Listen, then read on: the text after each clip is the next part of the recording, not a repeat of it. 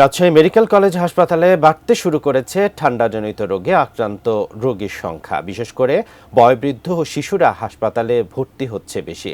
হাসপাতালের সামনে থেকে এ বিষয়ে আরও জানাতে যুক্ত হচ্ছেন প্রতিনিধি বুলবুল হাবিব। বুলবুল হাবিব, এই শীতে হাসপাতালগুলোতে কি অবস্থা, সেই সাথে সেখানকার জনজীবনের অবস্থা আমাদেরকে জানান।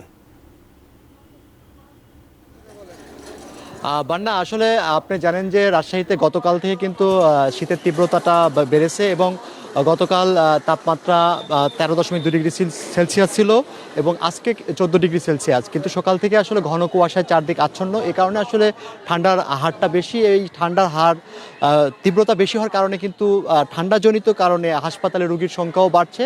যেহেতু রাজশাহী মেডিকেল কলেজ এই অঞ্চলের একমাত্র একটা সর্ববৃহৎ হসপিটাল এবং যে কোনো ধরনের রোগের চিকিৎসার জন্যই কিন্তু এই হাসপাতাল রোগীরা আসেন।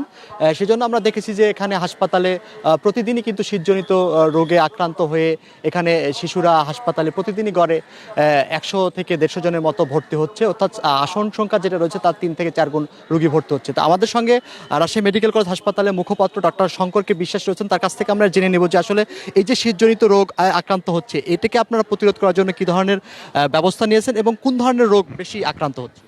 জি, যেমনটা আপনি বলছিলেন, আসলে শীতের যে শুরুর দিকে রাজশাহী অঞ্চলে আমরা সবথেকে বেশি যে রোগীগুলো পাচ্ছি তারা হলো শীতজনিত ডায়রিয়া, শ্বাসকষ্ট, অ্যাজমা, হাঁপানি এবং সর্দি কাশি জ্বর, এগুলো তো আছেই। একই সাথে আমরা এখন খেয়াল করছি যে বাসাবাড়িতে দুর্ঘটনাবশত গরম পানিতে পুড়ে যাওয়ার কিছু ঘটনা ঘটছে। এই ধরনের রোগী আমরা পাচ্ছি। আমাদের হাসপাতাল কর্তৃপক্ষ থেকে আমরা সর্বাত্মক প্রস্তুতি নিয়েছি, আমাদের পর্যাপ্ত ঔষধ এবং পথ্য মজুদ রয়েছে, আমরা সর্বাত্মক চিকিৎসা সেবা নিশ্চিত করছি। এমনি কোনো পরামর্শ আছে কিনা রোগীদের জন্য? পরামর্শ আসলে বছরের এই সময়টাই তো রোগী, এই শীতকালীন রোগীগুলো এমনিই বাড়তে থাকে। তো আমরা বলবো শিশুদের ক্ষেত্রে এবং বয়স্কদের ক্ষেত্রে এবং যাদের হাঁপানি, সর্দি, অ্যালার্জি, কাশি এই সমস্যাগুলো আছে তাদেরকে বিশেষ সতর্কতা অবলম্বন করতে হবে। বাইরে বেরোর সময় গরম কাপড় পরিধান করতে হবে এবং কুসুম গরম পানি ব্যবহার থেকে শুরু করে প্রয়োজন হলে কুসুম গরম পানি পানও করতে হবে। ধন্যবাদ আপনাকে।